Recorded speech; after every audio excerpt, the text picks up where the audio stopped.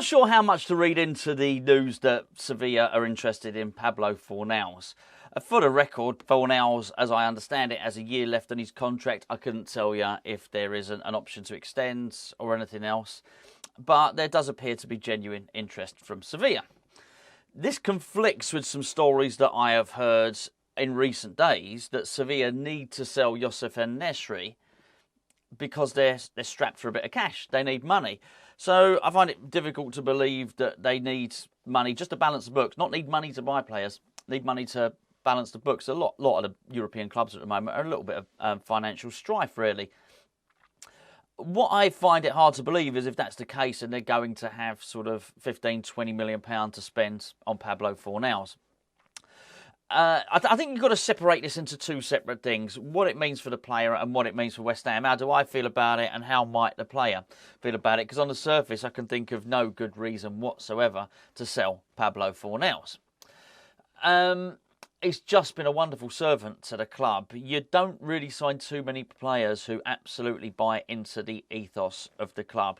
They stand out like a sore thumb when you sign them, by the way. And you just can hear in the way that Fornals speaks, the way he's embraced the club, the way he speaks about had he been born in Dagenham, what things would have been like and stuff like that. He just sort of gets it. It's happened on numerous occasions. I don't just mean players from overseas. I've used the examples on plenty of times. It's Alvin Martin, Scouser, comes and becomes a Cockney. Ginger Pele, the same. There's loads of these players. And Fornals is no different. He's absolutely immersed himself into the ethos and the culture of the club. So I think it would be a bit of a wrench for him to leave. He's part. Well, I've never heard him complain. I was going to say he never complains. He's always there when ready. He will play in positions that are unsuited to him. He'll do it for the team and he'll do it for the manager. He must be a manager's dream, really. Even though the position might not be to his benefit, if it's to the benefit of the team, then that's all right with Fornals. He'll do it because he's a team man. And I think, attributes like that are very, very hard to come by. Also, when he's played in his better position, he's a damn fine player. So, for his point of view, it might be a little bit different to that because he might not like being a bit part player. He might do it and he might do it without complaint because he's a good guy and because he's professional. But I doubt when he signed for West Ham, and you remember he was in that Spain under-21 squad that did so well. We all watched him at the point we were signing him. I doubt he imagined that he'd get to, into his late 20s and he'd be a bit part player and a substitute. That was probably never really on the agenda for him. I doubt he's the type of guy that would look back at his move to West Ham with regret. I think he's done really well. He's played in Europe. I think is Fornals not our highest ever goal scorer in European competition or something like that. He might have had the most appearances for West Ham in Europe or something like that. He's got a trophy to his name. I think he would look back and think it's been a huge success. However, he's a relatively new father, year or so. He's just got married. And you just sort of wonder what Paul going home would have for him. It may well be attractive to him to go home now.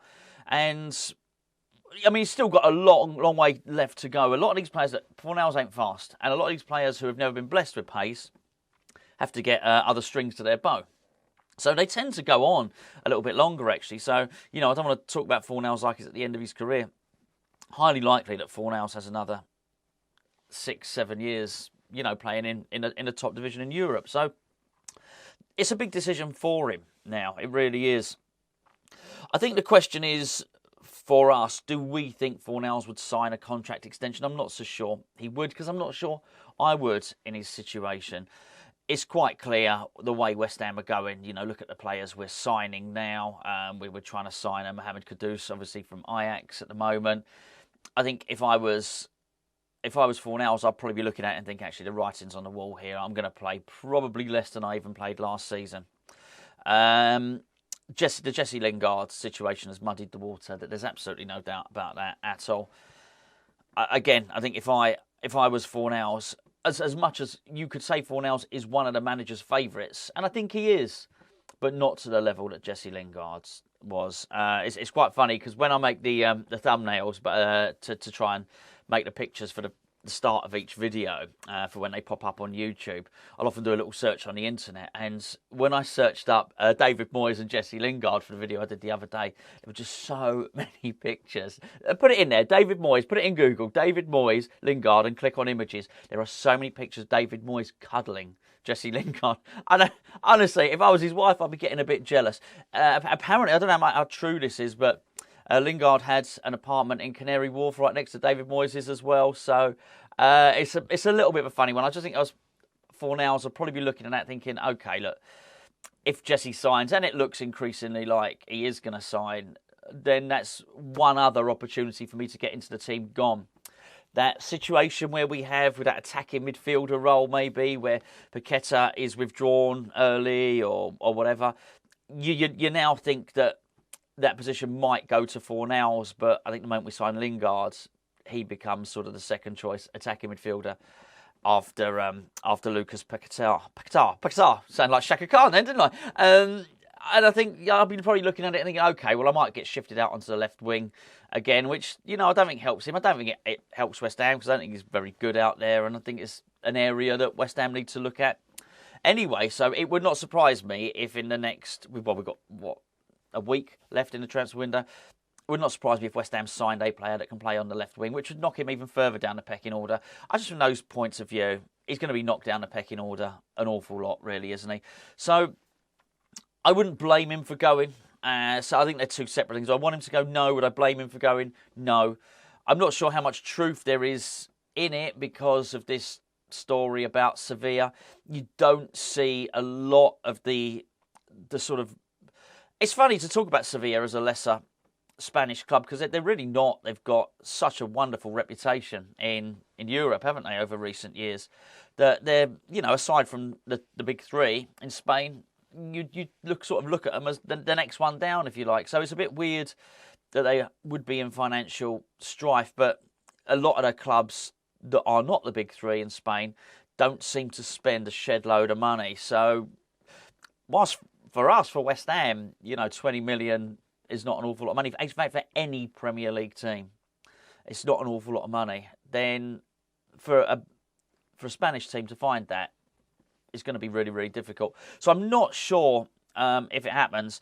From West Ham's point of view, there's no black or white here. There's a lot of grey area. There's also one other point of view, and it's the club one. That's with a year left on his contract. The club probably should sell him now. If he's not going to feature, take emotion out of it. If he's going to be third choice left winger, right, which he probably will be. If he's going to be third choice attacking midfielder, which he probably will be, and the club have got an offer on the table of 15 odd million or something like that, whatever it might be, and he can leave for free in a year's time, the club would be silly not to take it, particularly if the player's saying, actually, I wouldn't mind going back to Spain, young family, just go back home.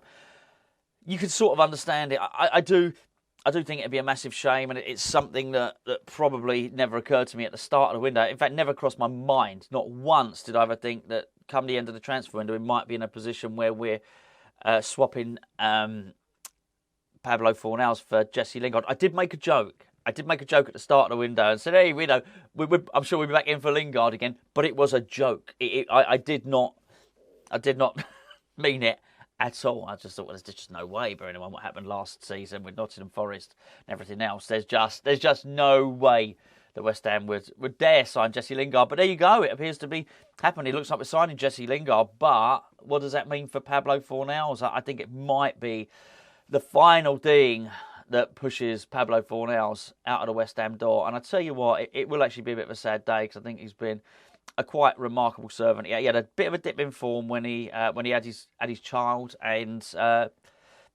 yeah, I mean, look, as a father of four, I've got no. I totally understand that, particularly if you've got a baby who don't sleep through the night, it's absolutely debilitating. It really is, So it's a big adjustment. It's a lot of adjustment, but yeah, so he had a little bit of a dip while he was adjusting to that. Aside from that, I think he's been pretty damn good, and I've never blamed him for his form being poor on the left hand side. He doesn't have a trick, and he's not quick enough, so that makes him not a winger. in my view anyway. But he finished this last season really strongly, didn't he? Scored some important goals. And I feel like he started this season, first game against Bournemouth and a substitute appearance against Chelsea. I feel like Fornals is back to his best.